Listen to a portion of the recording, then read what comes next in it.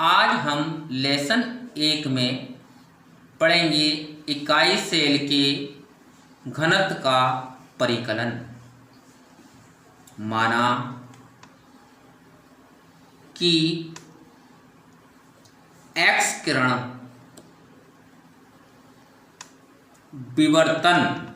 विवर्तन से ज्ञात घनीय क्रिस्टल की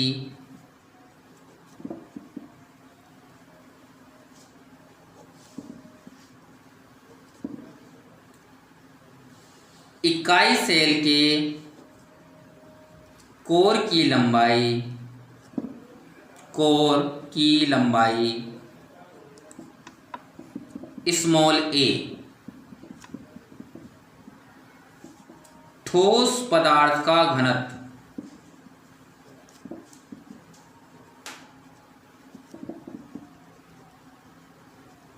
स्मॉल d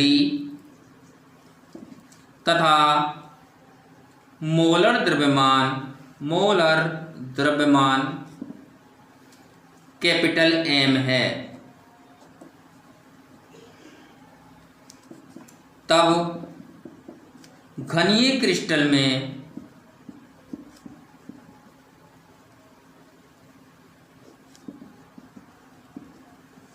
इकाई सेल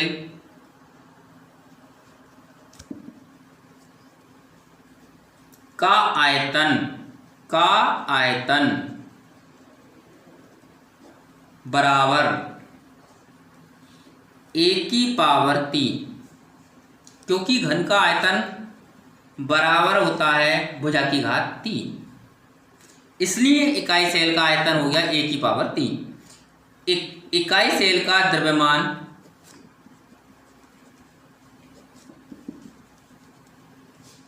बराबर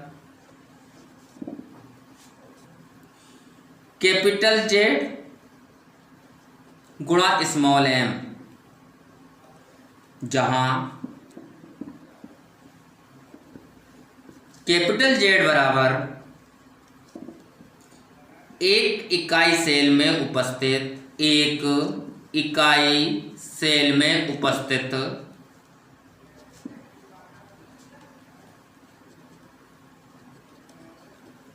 परमाणुओं की संख्या तथा स्मॉल m एक परमाणु का द्रव्यमान है।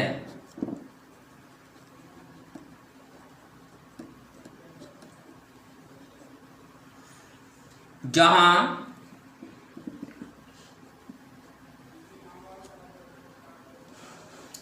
इकाई सेल में उपस्थित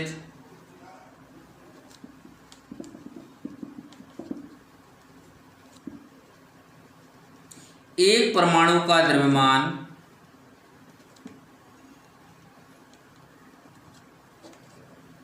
स्मॉल m बराबर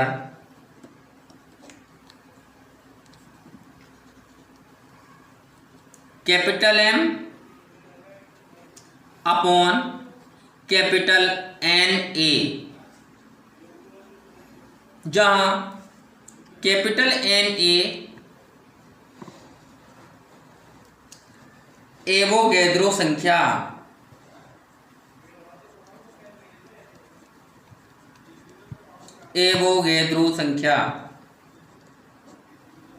अतः इकाई सेल का घनत्व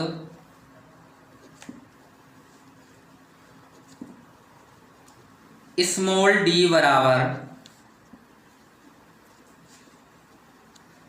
इकाई सेल का द्रव्यमान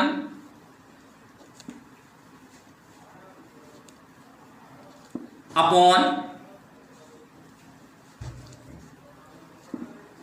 इकाई सेल का आयतन।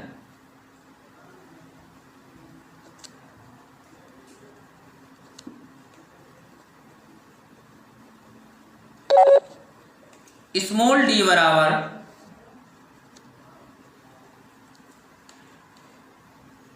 Capital Z small M upon A की पावर 3। स्मॉल डी बराबर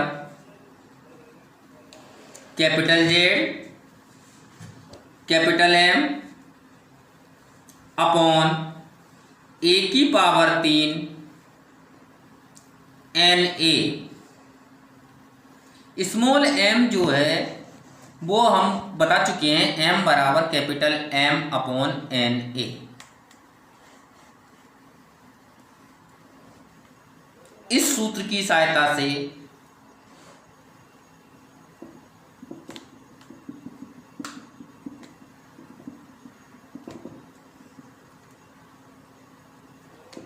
इकाई सेल के घनत्व की गणना कर सकते हैं।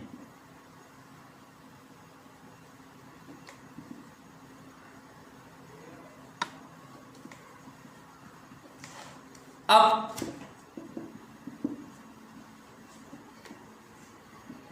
गणना कर सकते हैं।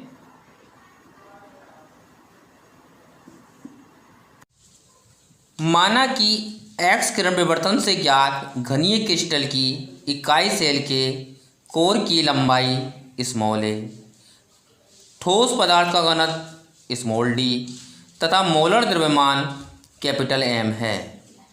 तब घनीय क्रिस्टल में इकाई सेल का आयतन, घन का आयतन होता है भुजा की घात 3, इसलिए जो इकाई सेल का आयतन होगा वो स्मॉल ए की पावर 3, क्योंकि इकाई सेल जो हमारा दिया हुई है उसकी भुजा क्या है हमारी ए है।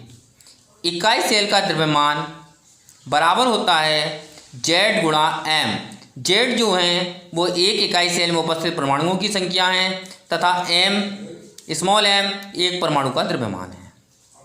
जहाँ इकाई सेल में उपस्थित एक परमाणु का द्रव्यमान है, इसलिए स्मॉल एम बराबर capital M upon N A. N A जो है वो एवोगैड्रो संख्या है जिसका मान होता है एन ए बराबर 6.022 गुणा 10 की पावर 23। अतः इकाई सेल का घनत्व बराबर स्मॉल डी बराबर इकाई सेल का द्रव्यमान अपॉन इकाई सेल का आयतन। स्मॉल डी बराबर जेड एम अपॉन ए की पावर 3। जेड बराबर स्मॉल डी बराबर Z M capital M A की पावर 3 अपॉन एन ए। हमने यहाँ से स्मॉल ए का मान जो ऊपर हमने बताया था capital M upon N A, molar द्रव्यमान अपॉन एवोगैड्रो संख्या, एवोगैड्रो संख्या का मान बता चुके हैं। एन ए बराबर 6.022 गुणा 10 की पावर 23। इसकी सूत्र की सहायता से हम इकाई सेल के घनत्व की हम गणना कर सकते हैं। सरल जेड जो है सरल घनीय के लिए जेड का मान 1 होता है, क्योंकि मैं इससे पहले वाली वीडियो में पढ़ा चुका हूँ कि सरल घनीय में परमाणुओं की संख्या 1 होती है। फलक केंद्रित FCC CC इनमें जेड का मान हमारा 4 होता है। अंतः केंद्रित या BCC में जेड का मान हमारा 2 होता है।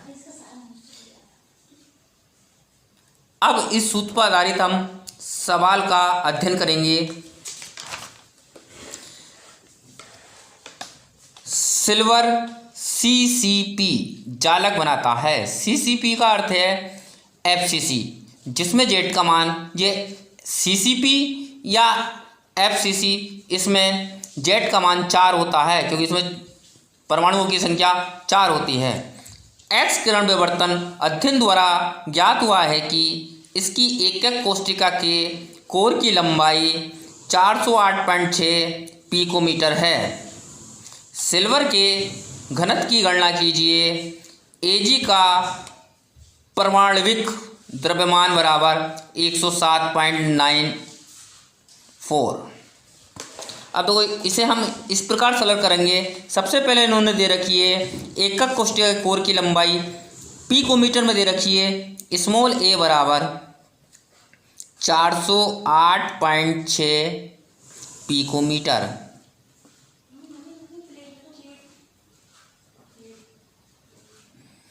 पिकोमीटर में जो हमारा पिकोमीटर होता है उसमें एक पिकोमीटर में 10⁻⁻12 मीटर होते हैं और 10⁻⁻10 सेंटीमीटर होते हैं। इसलिए 408.6 गुणा 10⁻⁻10 इसे सेंटीमीटर में हम चेंज करेंगे।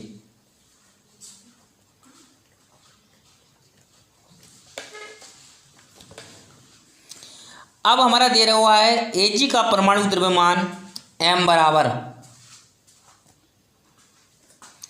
107.94,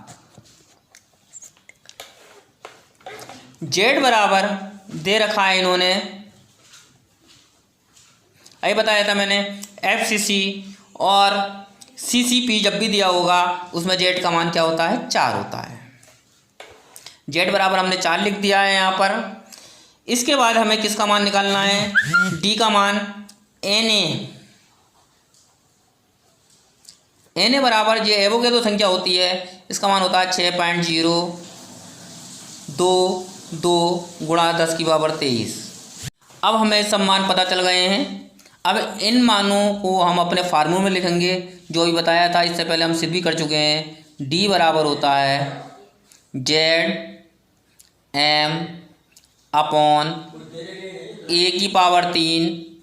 Na। स्मॉल d बराबर Z का मान कितना है हमारा 4 है, 4 बढ़ देंगे, और M का मान दे रखा है 107.94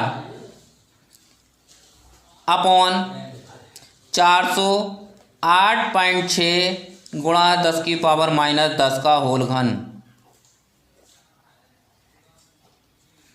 और Na का मान बढ़ देंगे हम 6.022 गुणा 10⁻23।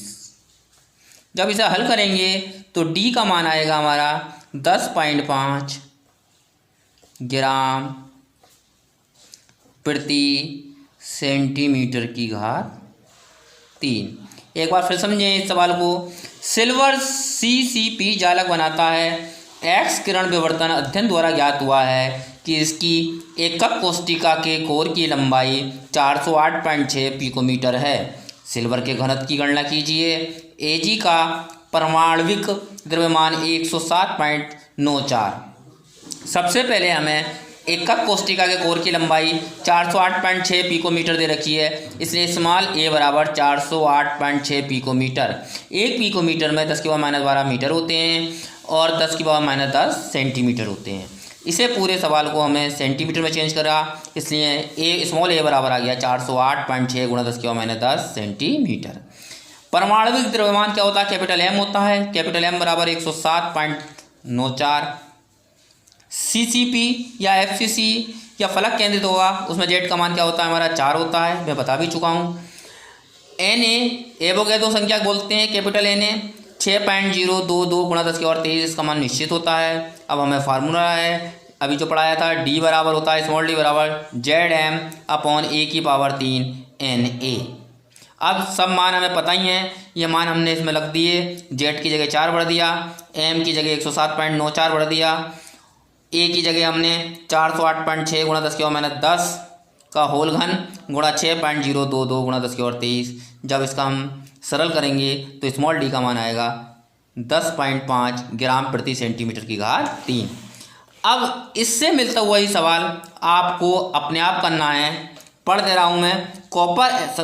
कॉपर FCC जालक के रूप में क्रिस्टलीकृत होता है, जिसके कोर की लंबाई 3.61 गुणा 10⁻⁻8 सेंटीमीटर है।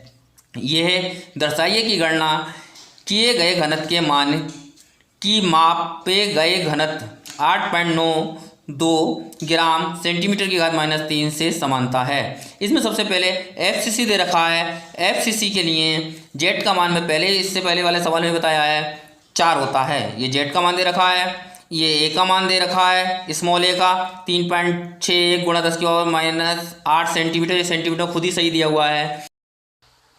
D का मान हमें ज्ञात करना है और D का मान हमारा 8.92 ग्राम सेंटीमीटर की घात -3 आएगा।